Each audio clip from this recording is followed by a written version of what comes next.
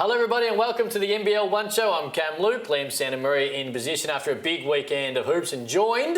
In fact, before we get to the Kilsyth Cobra Superstar, we will say hello to you, Liam. Hello, buddy. Hello, Cam. Pete. Another big round of NBL1. I went down to Nunawading, checked them out against Eltham. You had to go because you called out Eltham Wildcats women's strength of schedule last week on the show, so had to go make sure that you were not wrong. But proven correct. Just as well in a very tight class. We'll get to that very shortly. And of course, the superstar from the Cobras who are 4-0. Peter Hooley, how you doing?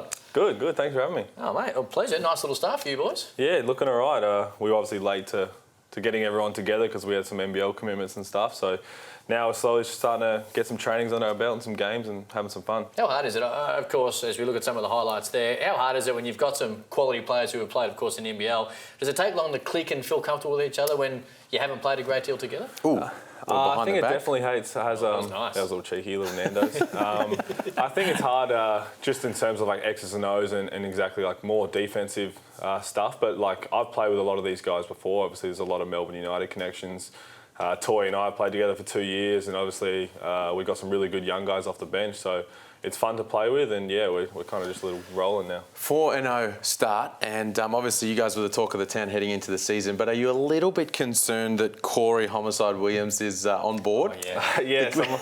I saw that picture pop up on my Instagram, and I was like, oh no, this is not a good start. That's not what you wanted? That's not what you wanted, but no, obviously it's... we're expecting that kind of stuff, but it means we just got to kind of live up to it, and we've got to give it every night. And we saw this weekend that obviously teams are going to come and it's like a championship game for them when they come to play us. So we've got to make sure we're ready. I want to ask you about these Hawks. Obviously, they've started the season. They had a good win over the COE, but a couple of losses in a row now. But boy, you got up big in this one, and they came storming back. I think it was maybe a 3, 4, 5 point game with just a couple of minutes to go. Got to 1 point in the third. It was a 31-8 outscored in the third quarter, which not good for us. And we said at halftime we kind of had to flush that half. We shot really well, we played well, and we kind of just got really distracted. Some referee calls and some things didn't go our way, and it kind of really, we struggled. And credit to them, they kept hitting shots and kept coming back. And I'm pretty sure there was a sellout. There was no empty seats there. It was fun to play in, but luckily we could get over the line. I was just going to say that, of course, Ringwood coming up from the Big V, but the rings, as they call it down there, that was packed. What did you make of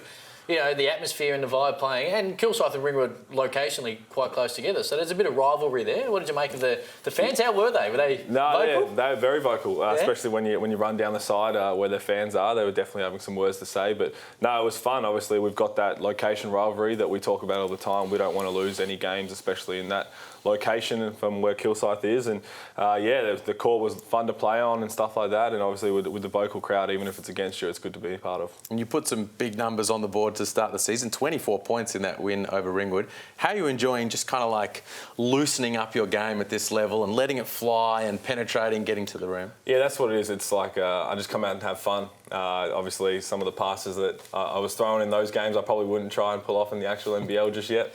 But yeah, I can just go out there and play my game and have fun, and we're pretty talented all the way through, so it's kind of no pressure for anyone, and we can just go out there and really just feed off each other and really enjoy it. Obviously, and is there some sort of showcase element to that as well, as in terms of, you're in free agency right now, there's moving, there's shaking, teams are doing different things. Is it about, playing as well as you can, obviously, to say, hey, I'm available? Yeah, I guess there is in some aspects, but it's also, if you go too far that side, you're putting too much pressure on yourself, and that's when your game's really going to start to slow down. So, obviously, Shula is my coach at United as well as Kilsyth, so I just go out there and try and just enjoy it, and obviously they're hard double headers. You've got an 8 p.m. game one night and 2 o'clock game the next day, so tough to get the body ready to go, but if you're just going out there and having fun, it seems to take care of itself.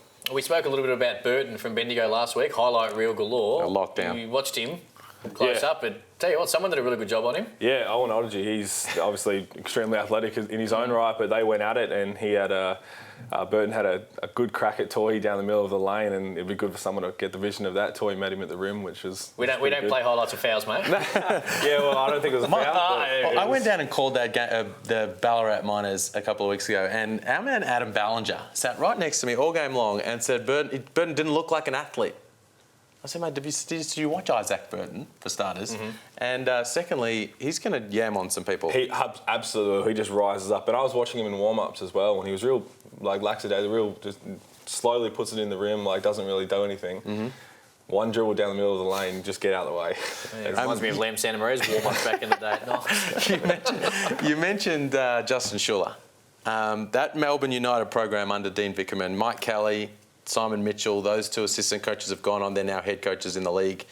You're playing with Schuller as a head, with him head coaching in the NBL1. Do you see him as a future NBL head coach? For sure. I mean, we're both from Adelaide. I've known Schuller for many years, and I think so biased. Yeah, well, you can say that, but I think just the way he goes about it, the way he coaches, and he's got obviously all the I think it's under 17s Australian as well, so he knows where he wants to go, and I think he's definitely going in the right direction. How many times has he mentioned? Of course, part of the championship winning team 12 months ago, and a huge part of the team that has had a fair bit of success this year. But it really flattened him out last year when Kilsyth, I know you weren't there, but none of what he beat him in that prelim. He spent all summer stewing over it. Has he mentioned it as a motivational tactic yet? We kind of spoke about it at the start of the season. Yeah, right before, we're just like, this is what we're trying to do. This is what we're trying to separate ourselves from these sort of teams that are on the ladder. But yeah, it definitely gets brought up, and yeah, luckily for me, I wasn't a part of it, but I was watching it. It was very interesting. Yeah, all right. Now, talking of teams that have added something, Nunawading as well. They're another, not far actually from Kilsyth and Ringwood, talking about geographical rivalries, but they've added Lucas Walker as well. And this is a team that is star-studded when it comes to veterans. We spoke about the Collins and McDonalds of the world, and going forward, this is the team. Adding Lucas Walker, who, talking about the showcase, Liam Santamaria, trying to get back into the NBL as that whole Cairns situation is fairly murky. This is a team that's added a little bit with him. Oh, huge in. Massive in. Came out, what do you have, 16 and 7 here. He is going to work and scoring in the lane. I liked watching. I went down and watched this game, and I liked watching him play because he wasn't forcing much. His first possession picked up an offensive foul, when he turned down an open look from the perimeter. But from there, he just let the game come to him, and he was really effective. They are stacked. I mean, we talk about Kilsyth, right? I mean, you've got McDonald and Wright in the backcourt. Then in the front court, Simon Conn, who's like the Tim Duncan of this second tier league. But then, I mean, Waxy's coming in at the moment behind Dane Swatella, who's averaging 20 and 10 and is a tough cover. So they've also got some young guys like Chronopoulos and John Cook who have been doing good things as well. So we talked about them losing to Ballarat in the first round of the season. That was a bit of a hiccup, but they looked really good. That was a pretty easy win over Eltham, but don't write them off by a long shot just yet, especially with Walker in town. Do you look at the fixture? Of course, you spoke about having fun, taking it week by week and enjoying it, but do you look at the fixture and circle, one, some of these games, and two, what clubs you look at when you know you're going to play them? Yeah, for sure. I think obviously I played for Ballarat last year, and I know a lot of the guys there, so that's definitely one of the games. But can't believe Brendan Joyce didn't give you the money you're asking for. No, he wasn't even. That matchup's coming up. That's in, yeah. Not this weekend, the weekend after. No, the weekend after that, I think. What, May 11? Yeah. Okay. So Peter Hooley Cup, where is it? At Kilsyth. Okay. Cool. Always good to play them at home first. Yeah, no, we only play them once. Oh, so even better for you. We play Ballarat once, we play Nunawading twice. But they're another one, as you said, they're terrific. They don't beat themselves. I think that's the one thing. And talking to someone, obviously, you mentioned how we were up big against Ringwood and they came back. I think Nunawading's the one team that you'll find if they've got up 20 points, they'll keep that. Whereas younger teams and stuff seem to let them more back in. They're so well disciplined, they don't beat themselves, that if you see blowouts, I think it'll be a lot from Nunawading. And they look to me like a team as well that if they get down, they've got that veteran experience. A lot of those guys have played together for a long time. They won't panic, they'll work their way back in. And Shane McDonald has been doing it for a really long time and he's still getting it done. That little lefty floater, he's leading the league in assists, is rolling. Should have played more NBL. No, we played New Zealand and Perth. Singapore Slingers. Singapore Slingers as well. They played New Zealand and Perth too, didn't Yeah. I forgot the Slingers. Yeah. Should bring the Slingers back. I might start that over the off-season. Melbourne, 2-0 over the weekend as well. I'm not certain how much you've seen of Melbourne, but they're always an interesting study, and here they are to win two on the weekend, in particular early as teams start to find their way out. It's a big thing, Liam. Well, they've got some legit guys who are really playing well. Dane Pinot's leading the league in rebounding, 15 boards a game. And he had some big numbers. He had nearly a 20-20 type of game on the weekend. And Nick Pozoglu as well. He's averaging 26 and 11, Pozoglu, who is in that same boat, right? A free agent in the NBL, really looking to sort of put his name out there as a guy teams should snap up. So I don't know if, they're not going to have Tom Wilson. No. I don't think over the course of the season. At all. They're don't think they've got enough to really challenge the likes of Kilsyth and Nunawading and, by the looks of things, Albury, Wodonga, Ballarat. But I think they're certainly in that next tier of teams, and they're going to be a tough beat every time. Have you seen them at all? Yeah, they've definitely. I watched them against Frankston, obviously at MSAC, and they've definitely got the talent. Obviously, I played with Poz last year in Ballarat, and he obviously is playing really well now.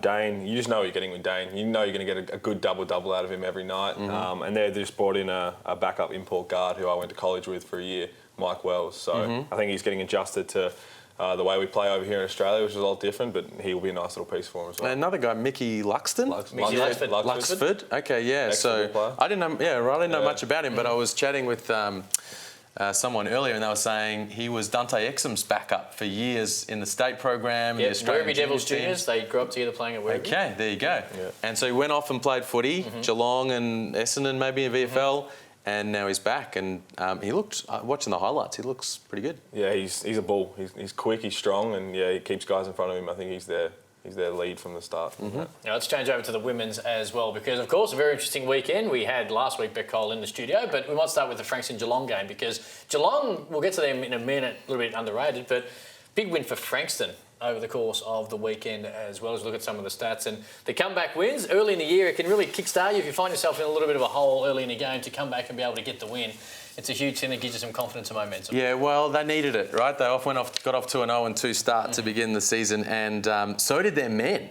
And on this night, both Frankston teams got the win over Geelong, and the men's win was equally as impressive. Yeah. Because we spoke about Frankston men last week. And yeah, had some concerns considering who's on the actual roster. So good to see that. And that Geelong team is, with DeMarcus Gatlin and Owusu and Liam Thomas. So for both the Frankston teams to get up and get a win, that was really impressive. And hopefully this might spark both their sides to bigger and better things moving forward. A big matchup this weekend, both of them against Bendigo. And we'll get to Geelong a little bit later on, but this is a pretty good Geelong team. They were missing a couple of players, but it's also a situation where going forward, I think you're going to be a pretty big scalp to have. Your women are very strong. That Bendigo Kilsyth game that was on the same night that you played the Braves, what did you make of it? Yeah, obviously we were missing Loz Nicholson away with Opal stuff, and I think that took a big piece out. But Bendigo girls, they won last year, if I'm correct, I think.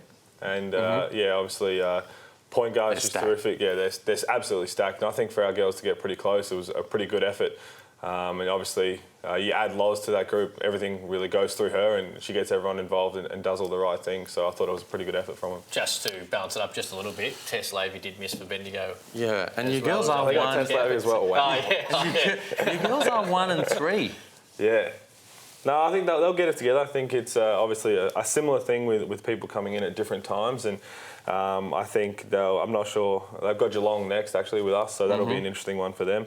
But yeah, you bring Loz back into that team, it kind of changes everything. No doubt. So yeah, it'll be interesting to see how they go. All right, talking Bendigo, we spoke about Dandenong last week, but Ringwood are 3-0. Coming up, we spoke about the big V teams or the clubs who have made the stand up, and Ringwood are one of those, and you were there at the Rings obviously playing, but Ringwood had win over the weekend as well. They're 3-0.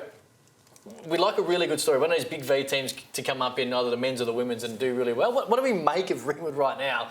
They haven't got a massive amount of high-profile big names, but win over Kilsyth means they're undefeated. Yes. Well, it's been a great start. And I think, the one big name, I think, the person who's been getting it done the most, Antonia Farnworth from the Perth Lynx, played a long time in the WNBL, New Zealand tall fern. So she's been playing, averaging 22 points a game, doing a really great job. And yeah, 3-0 start. You can only beat who you come up against. Strength of schedule. Oh, here we go. You're going to dip it again. we won't dig. I got a text message. I got a text message from someone who was at the Nunawading Eltham women's game who saw you just biting your nails late in the floor to make sure. No, I wasn't ever in doubt. Neither was the Dandenong win over Ballarat. But look, and they know Loz Nicholson in that game either, so that's the time you want to play Kilsyth, like you want to play Dandenong without Beck Cole and so on and so forth. But they're winning, and they're 3-0, and they're getting themselves off to a nice start. I will just point out as well, you spoke about Ringwood and the Rings and the stadium and how great it is. It was good in that vision we just watched there to see the stands full.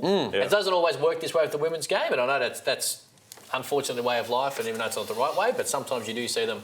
Spectators come in all sports a little bit late, but to see it packed for the women's game as well, which was a pretty good contest, and to watch their girls go 3-0, it's great to see for everyone involved at Ringwood as well as they make the step up into NBL 1. I want to talk about Geelong, who, although they lost to Frankston, we spoke about them in the pre-season as a team to watch, and they're missing some players. There's a couple of players that I'm not certain they're going to be back, Liam, as you look at it. Because I need you to tell me about, obviously WNBA might become calling as we look at some of their highlights on one of their players in particular. Are we underrating Geelong to be 2-1 right now? Obviously, this is highlights of a loss. They went down to Frankston in this one, but... without 2 key players. Yeah. They've got a good squad. And actually, covering the 3x3 over the last couple of weeks, the Geelong Supercats teams that have been involved in that, I've had a good chance to get a good look at some of them. It's a different format, obviously, but... a couple of their girls like Bourne and Brain Catasano and Rolf, Jazz Shelley, as we know, killing it in the WNBL, lights out shooter. And if you've got Magbagor and you've got Blickavs. Just on Magbagor. Is she going to WNBA? She got drafted last week. Do you expect... Well, we're hearing no. Not straight away. Look, I don't It's a stash. It is. Is it a draft and stash? It's a stash in the NBL1. Now, Surely she's too good for that. Well, surely. And the WNBL. I want to point this out that I did, and the reason I've raised this today is that I picked Geelong women to win the NBL1. Okay. So I want to raise it and find out where we sit, and I want to know about the availability of some of their superstars, including a young girl who's just been drafted to the WNBA. So I will say this: hang around for the year. Yeah, go to the WNBA until 2020. But it'll be interesting to see what plays out because they are losing. Jess Shelley, of course, the NCAA over the course of the next couple of months. She'll play it out, won't she? Will she play it out? Yeah, I think the season is such that those people that are heading over to college are going to play it out. Okay. If there's summer school involved, that might change everything. That's what they've started doing a lot. So. Okay. What did you do? When did you go over your first freshman year? I went over early for we had a But foreign you knew trip. you were going to cut a lot of classes, so you had to get a head start. No, Did you reckon? hey, I had 1 B in my whole thing. I had a very good degree, 3 of them. And so yeah, we had a trip to Canada, so we went over early, and we also did summer school first, which I had to do for the whole 5 years. So I only had 4 weeks in Australia the whole time. If summer school makes my NBL1 prediction on the women's side wrong, I'll be extremely upset. Okay, who you got this weekend? No one. Easter weekend. Oh, it's Easter weekend. Of course. Oh, there are games though. Oh, there is. Geelong are playing this weekend. Yeah. Yeah. There are games because this round 3 still has a couple of games to go. Sorry, we got our second bye. When have we got the games this weekend? Because we've got some different times, haven't we? Do we? We've got Bendigo versus Frankston in Bendigo, men and women. What day is that? And that's on Thursday. There you go. Thursday night. Okay, yeah. And then Eltham in Geelong on Saturday night. Okay, can't wait for That's that. the other one. We talked about the Wildcats women. Yeah. And we said, all right, let's see how they go against the bigger teams. Lost to Nunawading. This is their next big challenge to come up against that Geelong team you're just talking about. Strength of schedule. Well, it's coming back to bite them. NBL1, Facebook, Instagram, Twitter, of course, the YouTube channel as well. Check it out. See all the games they broadcast live. Pete, thank you. Thanks, guys. Thanks for having me. Stuff, Pete. NBL, how does that look? What's the word? You're a free agent. Yeah, just no one's hanging watching around right now. No, just we'll see what happens. Haven't got any juice for you. Okay. No, not yet. Casper Ware's gone to Sydney. Thoughts? I'm well aware of that. Yeah, I think everybody is. No, I got a nice little message from him, and good luck to him. Obviously. Was it a surprise? Kinda. Yeah, I guess. I didn't have much to do with him when he was making a decision. Obviously, I'm not sure what was all on the table for him, but obviously, it's people forget it's a professional industry. And you got to do what's best for your career, so you can't hold it against him. There's plenty of people are, but good luck to him. And same with Craig. I live with Craig, so I guess I'm not going to be living with Craig. So you need a housemate now? He's not there right now either because he's down in Tassie. So You're copping the full rent. Yeah, I'm copping everything. Kilsyth's giving you so much, you'll be right. NBL1 on YouTube. Thanks for coming in, Pistol. We'll speak to you this time next week on the NBL1 Show.